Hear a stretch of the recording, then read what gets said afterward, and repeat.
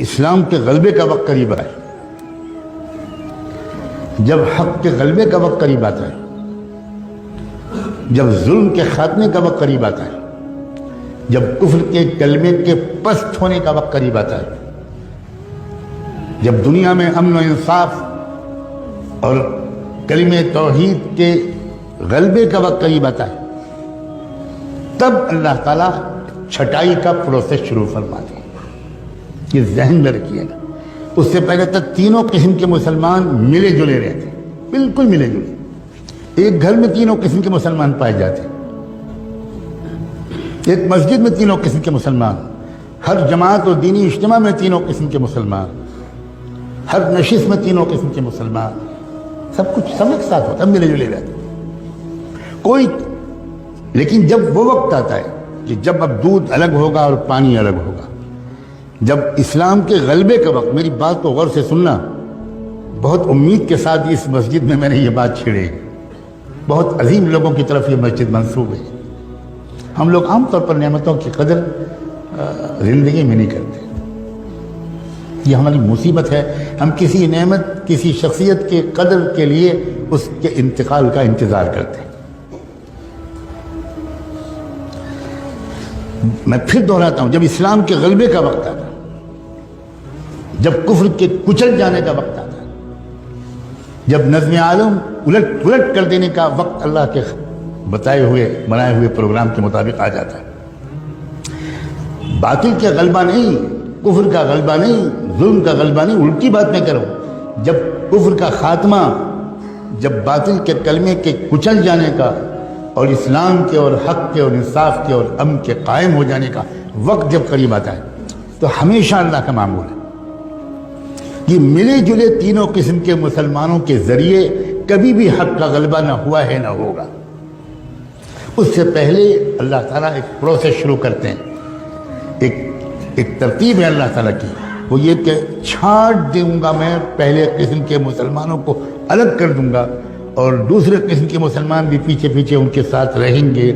لیکن تیسرے قسم کے ایک انسان کو بھی میں اپنے مقبول بندوں اور بندیوں کے ساتھ کھڑے رہنے کی اجازت نہیں دوں گا۔ پھر میل تو چھٹے گا، الگ ہو۔ اور اس کا طریقہ کیا ہوتا ہے؟ اس کا طریقہ اللہ کی طرف سے یہ ہوتا ہے کہ کفر ظلم شروع کرتا ہے، ستانا شروع کرتا ہے، بڑھتا چلا جاتا ہے ظلم، ٹارچر ہوتا ہے، چلتے پھرتے مسلمانوں کو مارا جاتا ہے، جیلوں میں ٹھوسا جاتا ہے۔ یہ طریقہ ہے اللہ کا، یہ فلاں حکومت کر رہی ہے، فلاں حکومت کر رہی ہے، یہ ظاہری طور پر ہم کو اسباب کے اعتبار سے کچھ کام کرنا ہماری ذمہ داری ہے، لیکن میں سمجھا رہا ہوں یہ اللہ تعالیٰ کا ہمیشہ سے یہ سسٹم ہے۔ اُذِينَا مِن قَبْلِ أَن تَأْتِيَنَا وَمِن بَعْدِ مَا جِئْتَنَا، بنو اسرائیل کے لوگوں نے موسیٰ علیہ السلام سے کہا تھا کہ پہلے بھی ہم ذلیل سمجھے جاتے تھے، فرعون کے لوگ ہم کو دلتوں سے زیادہ بدتر سمجھتے تھے، ہمیں غلامی کی زنجیروں میں جکڑ رکھا تھا، آپ آئے، ہم نے آپ پر ایمان ہم نے قبول کیا، ہم نے آپ کا ساتھ دیا، اس کے بعد بھی وہی ظلم ہم پر ہو رہا ہے۔ وہ ظلم اور ظلم میں فرق تھا۔ چنانچہ موسیٰ علیہ السلام نے بعد میں جو جوابات دیے اور بعد میں اس قوم کی تاریخ نے جو مرحلے طے کیے، تو اس نے بتایا کہ بہت فرق تھا ان دونوں قسم کو ظلم میں۔ چھٹائی لازمی ہے، لِيَمْحِصَ اللَّهُ الَّذِينَ آمَنُوا لِيَمِيزَ اللَّهُ الْخَبِيثَ مِنَ الطَّيِّبِ، قرآن نے 20 جگہ یہ بات بیان کی۔ چھٹائی تب ہوتی ہے، یہ ایک بات میں تیسری چوتھی بار دوہرا رہا ہوں، جب اسلام کے غلبے کا وقت قریب ہوتا، اس وقت اللہ تعالیٰ یہ برداشت نہیں کرتے کہ تیسری قسم کے لوگ یہ دوسری اور پہلی قسم کے والوں کے ساتھ رہے۔ احد کی جنگ میں اللہ کے رسول نکلے صحابہ کو ساتھ میں لے کر، اور یہ تیسری قسم کے لوگ بھی ساتھ تھے، جو اندر سے کچھ اور تھے، اوپر سے کچھ اور تھے، اور یہ بھی ساتھ چلے،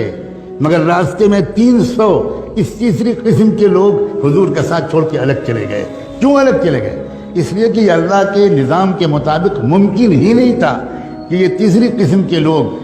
اس فتح کے وقت میں ان کے ساتھ رہیں، یہ ممکن نہیں، یہ اللہ تعالیٰ کبھی نہیں ہونے دیتے۔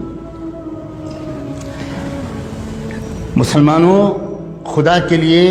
لیے اس بات کو غور سے سمجھو کہ یہ تیسرا جو یہ وہ دور ہے جب اللہ تعالیٰ نے فیصلہ کر لیا ہے ایک ایک کو چھانٹ کے رہوں گا،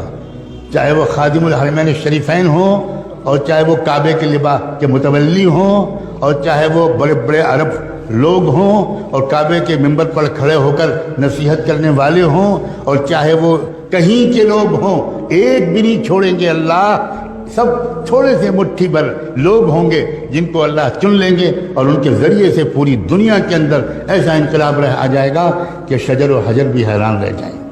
یہ کیا ہو گیا؟ یہ